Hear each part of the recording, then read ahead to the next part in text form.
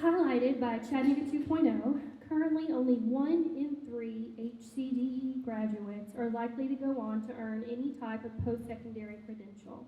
What can the school board and the district do to ensure that more students are graduating prepared to succeed in college and career? First thing we need to do is teach them to read. Unless you can teach them to read, and there for a long time we taught kids to read in the first grade.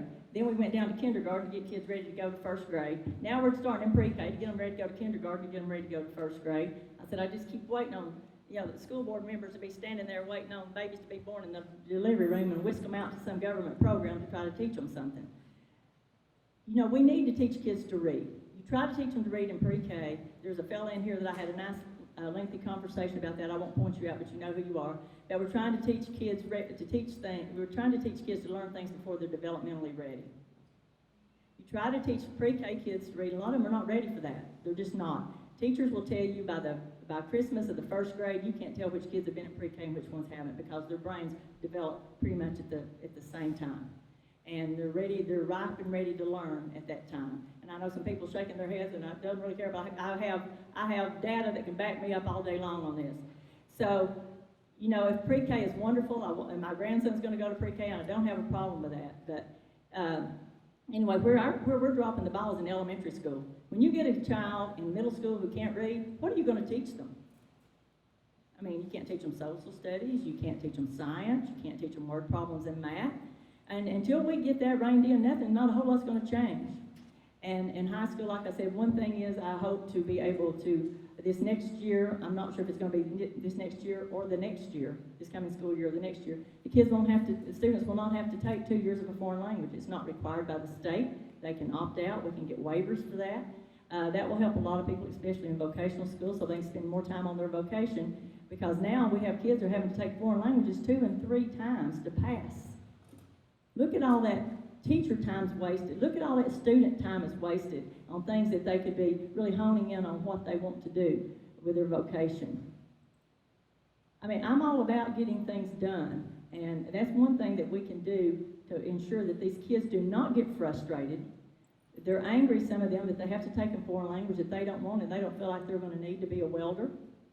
They don't want to do those kinds of things. So that's one way we can get our graduation rates up. And like I say, if you go from one school that has traditional scheduling, you go to another school that has block scheduling, you're all messed up on your classes, and it takes a long time to get readjusted to where you need to be. So those are the things, like I say, we can fix on the school board that won't cost any money. As a matter of fact, it will save millions.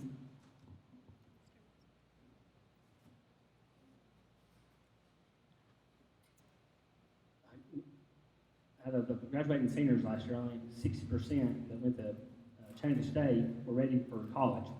6% of them had to take remedial classes at Chattanooga State. We've got to do better to get our students ready to go to college and high school. Seems like the community loves the magnet schools. We need to try to get more magnet schools. The people are waiting in line to get in the magnet schools. We need to try to base more of our schools on the magnet school ideal versus traditional style, because it sounds like that's what the community wants.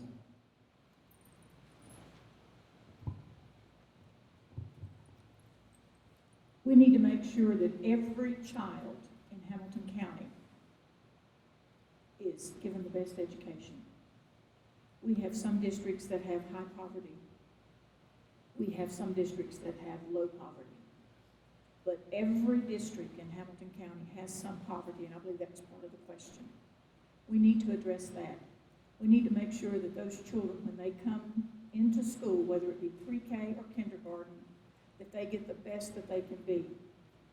The studies have shown that by the time that a child is in the 3rd grade and they're not reading properly at 3rd grade level, then as they continue on and are passed on, they're just going to fall further behind.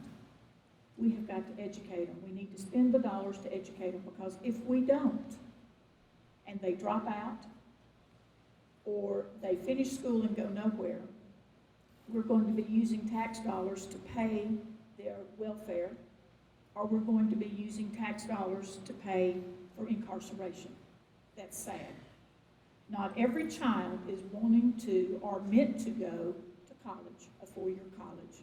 We need to stress more on the vocational and technical. That's what I deal with on an everyday basis. You ask the community, businesses, what they need. You find out what they need. First of all, we need a vocational and technical school north of the river, and we need one south of the river, and they don't need to be punishments. If you misbehave in class, we'll send you to those schools like has been done in the past. We need plumbers, we need iron workers, we need auto mechanics, we need heating and air. Mechatronics is the new buzzword. It's all in all the technology. We need to have those things. We need to know which students are wanting to go to college, test them to make sure they're ready so that when they go to Chattanooga State or they go to UTC or they go someplace else, they don't have to take remedial classes. That goes against their Hope Hours if they're on Hope Scholarship. If they're not wanting to go to college, but they want to do, I've got a student right now in Georgia that is going to class, he is going to be a video game creator. He's got a job waiting on him when he finishes school outside of Atlanta. He graduates in December. He will go into a job and he's going to be making $52,000. We need to find where these students need to be, put them there, give them the best education, whether they're poverty or high dollar.